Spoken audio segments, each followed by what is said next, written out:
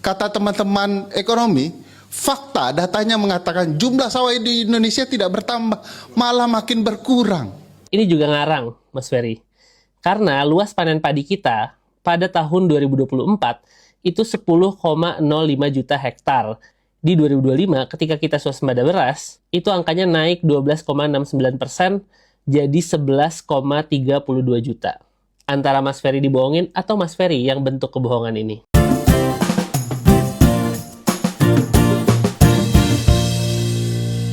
Hai semuanya, kembali lagi di channel Mbak Erwiek. Dan seperti biasa kali ini kita akan membahas soal video gitu ya. Kalian pasti udah lihat ya beberapa orang yang membuat pernyataan-pernyataan yang sekarang ini jadi meresahkan gitu ya. Pernyataan-pernyataan yang menuju ke makar, yang ingin menurunkan Pak Prabowo atau menghina-hina Pak Prabowo ataupun Pak Jokowi gitu ya. Ternyata ada satu pernyataan atau dari satu orang ya yang di situ disebutnya namanya Ferry Amsari gitu kalau nggak salah guys. Di situ dia kan sempat menyebutkan beberapa hal tentang Indonesia gitu ya yang katanya dianggap bohong, padahal ternyata dia yang bohong. Jadi ini kayak ketahuan gitu guys. Ada 3 hal ya yang dibantah habis-habisan oleh netizen di situ. Dan nanti kita akan lihat sih apa saja 3 hal itu karena akan dijawab langsung oleh netizen dengan data guys. Kemudian memang kalau misalnya kita lihat reaksi dari netizen ya kepada orang-orang ini itu keras banget. Ada beberapa politikus juga yang ikut berkomentar gitu ya, yang menganggap hal-hal seperti ini seharusnya tidak usah lah gitu kan, karena kita udah capek nih, kita sedang bertahan nih gitu ya, tapi malah justru orang-orang ini bikin kegaduhan yang nggak perlu. Kita udah berusaha untuk sekompak mungkin gitu ya, kok sekarang kayak ada orang yang berusaha untuk memecah belah kita kembali. Ini kan sungguh sangat disayangkan, dan berikutnya kita akan lihat aja di videonya. Ini dia. Impor beras itu data palsu soal swasembada pangan. Tidak mungkin Indonesia swasembada pangan. Kalaupun katanya kita berprasangka baik Indonesia swasembada pangan, pemerintah harus jawab data dulu. Kenapa dari tahun 2004 sampai 2005 kita masih impor beras 5,4 juta ton, tiba-tiba di 2026 jadi nol? Bukan 2026 Mas Ferry, kita swasembada pangan. Kita swasembada pangan itu mulai 2025. Jadi tolonglah kalau mau nyari data atau kalau mau bohong yang lebih rapi sedikit gitu ya. Kata teman-teman ekonomi, fakta datanya mengatakan jumlah sawah di Indonesia tidak bertambah, malah makin berkurang. Ini juga ngarang Mas Ferry. Karena luas panen padi kita pada tahun 2024 itu 10,05 juta hektar. Di 2025 ketika kita swasembada beras, itu angkanya naik 12,69% jadi 11,32 juta. Antara Mas Ferry dibohongin atau Mas Ferry yang bentuk kebohongan ini? Oh, ini karena ada teknologi penanaman sawah yang lebih canggih. Pertanyaan besarnya, kampung mana di Indonesia yang nanam sawah lebih canggih dari Jepang? Kita mau tahu itu. Tidak ada data itu. Presiden sedang membohongi publik secara terang-terangan. Sebenarnya presiden yang bohongin publik atau Mas Ferry yang lagi bohongin publik terang-terangan? Presiden kita yang memimpin HKTI selama 10 tahun itu tentu tahu masalah petani bukan cuma canggih-canggihan, bukan cuma luas-luasan Mas Ferry, tapi ada yang namanya masalah motivasi. Makanya program utama untuk swasembada beras itu membeli mahal gabah dari petani. Gabahnya itu dibeli 6.500 per kilogram. Dan ini banyak banget petani yang udah menikmati. Efeknya apa? Efeknya bukan beras turun ya, jangan salah. Tapi petani lebih termotivasi, akhirnya produksinya naik, dan petani juga lebih sejahtera. Bahkan swasembada beras yang Bung Ferry bilang bohong ini, itu diakui oleh FAO. Kenapa? Karena gara-gara Indonesia stop impor, itu harga beras dunia itu turun sebesar 44%, bayangin. Bukti empiris swasembada beras ini banyak banget, Bung Ferry. Tapi bagian-bagian paling penting, Bung Ferry potong, bahkan Bung Ferry menyampaikan data-data bohong, data-data salah, yang entah Bung Ferry dibohongi, padahal katanya pinter banget, atau justru Bung Ferry yang sedang berbohong demi menjatuhkan presiden. Menurut kalian yang mana? Dan titik kuncinya tetap satu. Ya Prabowo harus turun. Nggak ada obatnya. Dan saya punya keyakinan sebelum 2029 dia akan turun kok. Entah turun karena gerakan-gerakan organik atau karena kesadaran sendiri. Oleh karena itu, mari kita dukung Ganjar Mahfud. Presiden ini betul-betul sudah tidak presidensial. Jadi menurut saya alternatifnya bukan pada prosedur yang formal impeachment seperti itu. Itu tidak akan jalan. Yang jalan hanya ini. Bisa nggak kita mengkonsolidasikan diri untuk menjatuhkan Prabowo? Kalau nasihati Prabowo nggak bisa juga. Bisanya hanya dijatuhkan.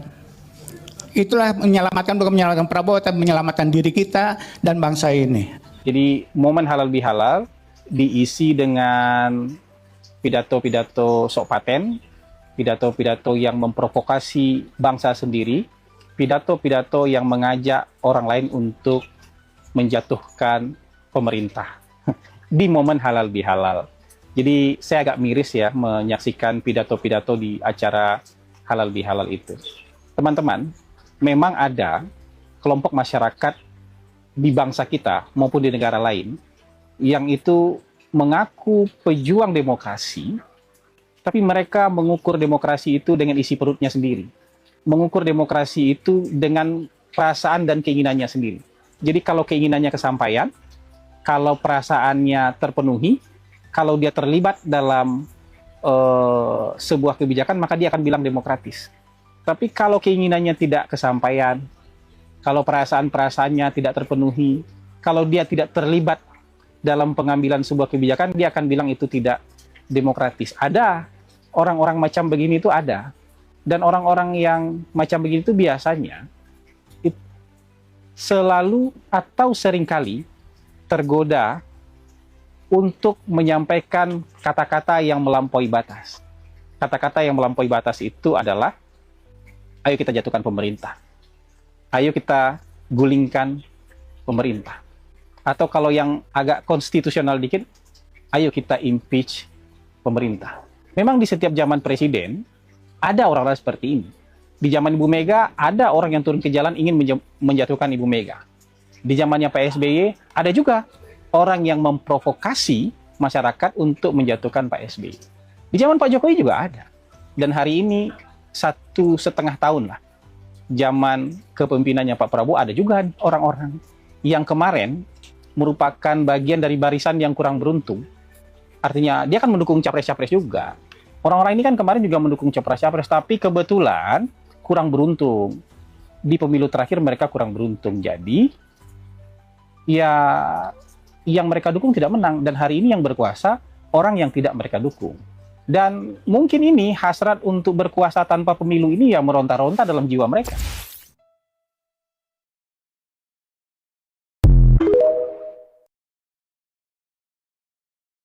Kegiatan ini ada di setiap periodisasi presiden. Memang ada. Orang-orang yang ingin menempuh jalan pintas ketika dia kecewa dengan hasil pemilu. Di tengah jalan tuh dia ingin menumbangkan kekuasaan dan mengambil alih kekuasaan tanpa menunggu periode pemilu berikutnya. Selalu ada orang-orang seperti ini. Nggak sabar dia. Padahal ngakunya pejuang demokrasi. Tapi orang yang ngaku pejuang demokrasi ini nggak mau nunggu sampai periode demokrasi berikutnya datang. Kalau kita kan sudah menetapkan periode 5 tahun ya. Periodenya 5 tahun. Nggak sabar dia nunggu itu. Di zaman Bu Mega ada yang dulu demonstrasi minta turunkan Bu Mega, ada. Mahasiswa-mahasiswa juga ada. Di zamannya Pak SBY juga ada.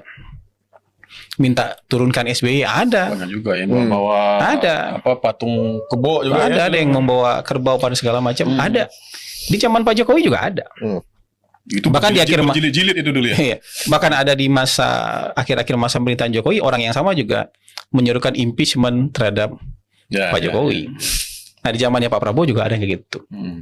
Dan saya memahami bahwa pejuang demokrasi ini sebenarnya juga nggak paham apa itu demokrasi. Yang mereka pahami demokrasi itu adalah kalau sesuai dengan keinginan mereka. Udah sama kayak orang kulit putih di Eropa sama di Amerika sana. Dia akan ngomong demokrasi itu sesuai dengan isi perutnya aja, sesuai dengan kepentingannya aja. Kalau sesuai dengan kepentingannya, dia akan bilang itu demokratis atau dia tutup mata aja. Tapi kalau nggak sesuai dengan kepentingan mereka, nggak sesuai dengan keinginan mereka, dengan mudah mereka bilang ini nggak demokratis. Jadi layak untuk ditumbangkan. Itu sebenarnya di level yang berbeda sama dengan pikiran Presiden Amerika Serikat nih. Kalau buat dia negara ini nggak demokratis berarti layak untuk diserang, layak untuk dibom, layak untuk dihancurkan kayak gitu-gitu. Nggak percaya dia nggak boleh punya nuklir, dia nanti hajar pakai nuklir gitu. Nah, buat dia demokrasi itu kalau keinginan dia terpenuhi. Kalau keinginan dia tidak terpenuhi, dengan mudah dia akan tuduh ini tidak demokratis. Maka saya bilang ini orang-orang emang sok paten ini. Belajar demokrasi di mana nih orang-orang ini. Kira-kira kayak gitulah penjelasan sok paten itu. Waspada upaya penggulingan pemerintahan Prabowo Subianto. Bapak. Jadi kalau rakyat sekarang protes dan memanggil Bapak, sebagusnya sebelum dimanggil Bapak mundur saja. Mundur saja, lebih terhormat. Akhir-akhir ini banyak sekali berseliweran narasi provokatif yang mengarah kepada upaya penggulingan rezim Prabowo. Dan teman-teman, saya hanya khawatir gerakan ini seringkali tidak organik. Ada yang menunggangi dan ada yang memiliki kepentingan di sana. Contohnya, ada kebocoran dokumen strategis dari sebuah LSM di Indonesia, sebut saja namanya Kurawal, yang mana itu adalah merupakan keterangan pendanaan asing untuk gerakan akar rumput dan juga pemuda di Indonesia. Dan lagi-lagi dibungkus dengan kata-kata demokrasi. Saya hanya khawatir kemudian dana yang turun ini disalahgunakan sehingga menyebabkan ketidakstabilan politik di negara kita, kawan-kawan. Kawan-kawan, sekelas Rusia, India, dan Italia pun sudah mewanti-wanti tentang pendanaan asing ini, yang mana pendanaan asing yang disebutkan dan yang dimaksud untuk LSM di Indonesia ini adalah turunnya dari George Soros. Teman-teman juga pasti tahu siapa itu George Soros.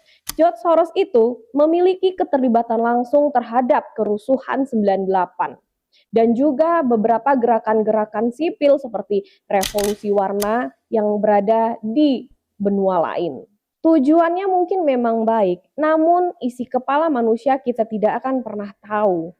Mungkin bisa jadi disalahgunakan oleh suatu lembaga yang mungkin memiliki kepentingan atau tendensius kepada pemerintahan yang saat ini sedang memimpin, kawan-kawan. Nah, kawan-kawan, untuk itu marilah kita meningkatkan kesadaran akan cinta negara ini. Harus dipahami dan disadari tidak ada makan siang yang gratis. Walau bagaimanapun didanai, tetap kita harus patuh kepada pemberi dana. Untuk itu, tetap waspada, jangan mau termakan propaganda asing. Ingat, negara Indonesia ini kaya, semua ada di sini, tentu saja pihak asing akan tergiur dan memiliki kepentingan di sini. Indonesia merdeka karena persatuan dan kesatuan serta perjuangan tanpa henti. Untuk itu, teman-teman jangan mau dipecah belah oleh propaganda asing, apalagi hanya diiming-imingi dengan uang. Sangat jelas sekali ya terbaca bahwa di Indonesia ini ada pihak-pihak yang menginginkan terjadi chaos di bulan April, terutama terkait dengan kenaikan BBM yang tidak jadi naik. Dan pihak-pihak yang menginginkan chaos ini sangat kecewa dengan keputusan pemerintah yang sampai dengan saat ini BBM ternyata nggak naik. Kita ketawain aja dulu ya, proyek menggoreng BOP gagal, proyek menggoreng aktivis disiram air keras gagal maning. Terus kemudian proyek MBG sudah gagal, sekarang ingin bikin chaos lewat kenaikan BBM. Dan ternyata digagalkan oleh pemerintah. Kasihan ya, mau kembali kemana kira-kira? Ke petisi RUU TNI? Apa ke aktivis kontras? Apa ke MBG? Apa kemana nih kira-kira teman-teman? Selanjutnya yang akan digoyang di Indonesia ini, kok senang banget bikin negara ini gaduh. Memang yang namanya antek asing ini luar biasa meresahkan dan harus ditindak. Tapi rekan-rekan, dari apa yang terjadi di Indonesia ini, kita ambil hikmahnya. Ternyata ada hikmahnya. Dengan adanya hal-hal seperti ini, kita jadi tahu apa itu Open Society Foundation, bagaimana Kurawal Foundation, bagaimana Koran Tempo, bagaimana investasi-investasi dari George Soros masuk ke Indonesia. Jadi kita tahu itu jadinya ya dengan adanya hal-hal seperti ini. Ini sekedar masukan. Kalau di Rusia ya, George Soros nggak boleh investasi di negara tersebut karena mereka tahu, ya Rusia tahu dan Bapak Putin tahu kalau orang-orang tersebut adalah orang-orang yang berbahaya bagi ancaman stabilitas ya, terutama di ruang publik. Janganlah ya rekan-rekan ya, kita tetap semangat dalam melawan berita hoax, dalam melawan propaganda dan sebagainya. Ingat teman-teman, dengan pola militer yang lama yaitu Satyam Eva Jayate, kebenaran itu pasti akan menang, pasti akan jaya. Bisa nggak kita mengkonsolidasikan diri untuk menjatuhkan Prabowo?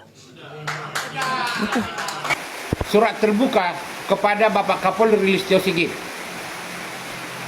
Kepada yang terhormat Bapak Kapolri Listio Sigit agar segera memerintahkan anggotanya menangkap dan memproses Bapak Saiful Mujani karena sudah sah dan terbukti selaku pimpinan ataupun pengatur makar kepada Presiden Bapak Prabowo mengingat pasal 193 ayat 1.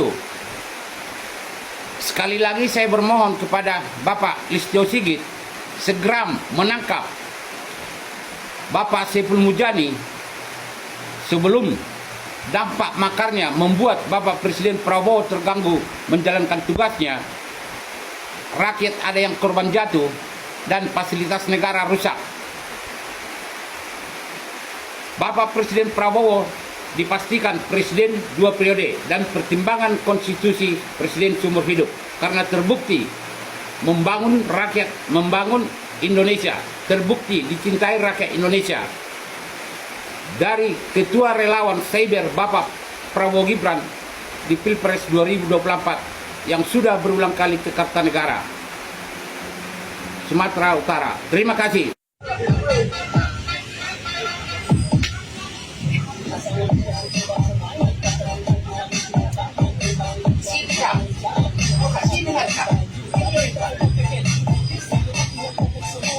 Bisa nggak kita mengkonsolidasikan diri untuk menjatuhkan Prabowo? Kalau nasihati Prabowo, Gue nggak ngerti pemikiran orang-orang kayak gini. Mereka ini terlalu pinter kali ya jadi keblinger ya. Di tengah negara Indonesia ini bertahan dengan kondisi saat ini yang nggak baik-baik aja, di mana negara lain itu nggak mampu melindungi rakyatnya dengan menaikkan harga BBM, Indonesia masih bisa mampu sampai saat ini gitu ya. Kita tuh harus bersyukur alhamdulillah gitu loh. Kalau emang mau berkuasa ya tunggulah 3 tahun lagi, mau bagian dari penguasa tunggu, emang sampai berabad-abad itu, tunggu 3 tahun lagi itu nggak lama. Jangan sampai negara ini yang lagi bertahan gitu sekuat tenaga pemerintah tuh untuk melindungi rakyatnya, kalian mau acak-acak gitu. Tapi menurut gua sih suara kalian itu nggak bakalan didengar lah, karena suara kalian itu bukan suara rakyat, suara para penguasa, orang-orang yang mau berkuasa gitu. Orang-orang mau jadi bagian penguasa. Politik ini perspektif ya, bukan matematika 1 tambah 1 pasti sama dengan 2. Jadi masing-masing tuh punya kebenaran dan keyakinan. Nggak bisa memaksakan kebenaran kalian itu, nggak bisa, karena masing-masing punya perspektif. Jadi udah sekarang kondisi kalian kondisi yang sudah kalah gitu ya. Tahanlah, tunggu 3 tahun lagi kalau emang mampu ya. Oke guys, jadi seperti itu ya ternyata. Jadi klaim-klaim yang mereka anggap sebuah hal yang ternyata bohong, kata dia kan ngeklaim bahwa ini adalah kebohongan yang dibuat oleh negara. Padahal ternyata dia yang bohong sendiri guys. Ini gimana sih, dari hal-hal kayak gitu aja dia salah loh, dia bohong. Gimana dengan hal-hal lainnya yang mereka sampaikan gitu kan. Ini yang kita takutkan, mungkin orang-orang yang terprovokasi atau termakan berita-berita atau pernyataan-pernyataan provokasi mereka gitu guys. Ini kan yang menakutkan gitu ya. Dan selain kita harusnya melihat siapa yang bicara, kita juga melihat apa yang dibicarakan, itu penting. Kemudian kita juga harus lihat dampak dari apa yang mereka bicarakan ini guys. Karena ini cukup serius ya, ini soal persatuan kita nih, persatuan bangsa. Jangan sampai diacak-acak oleh orang yang tidak bertanggung jawab, atau orang yang mungkin juga ngurusin kepentingan mereka sendiri guys. Karena persatuan aja mereka nggak pikirkan gitu loh, apalagi hal-hal yang lainnya soal kesejahteraan rakyat mungkin, padahal mereka selalu ngakunya itu untuk rakyat ya, dari rakyat untuk rakyat, tapi kenyataannya ya kalian bisa nilai sendiri guys. Silahkan tulis pendapat kalian di kolom komentar ya, jangan lupa juga untuk like dan subscribe channel Mbak R React, dan sampai jumpa di video-video lainnya. See you!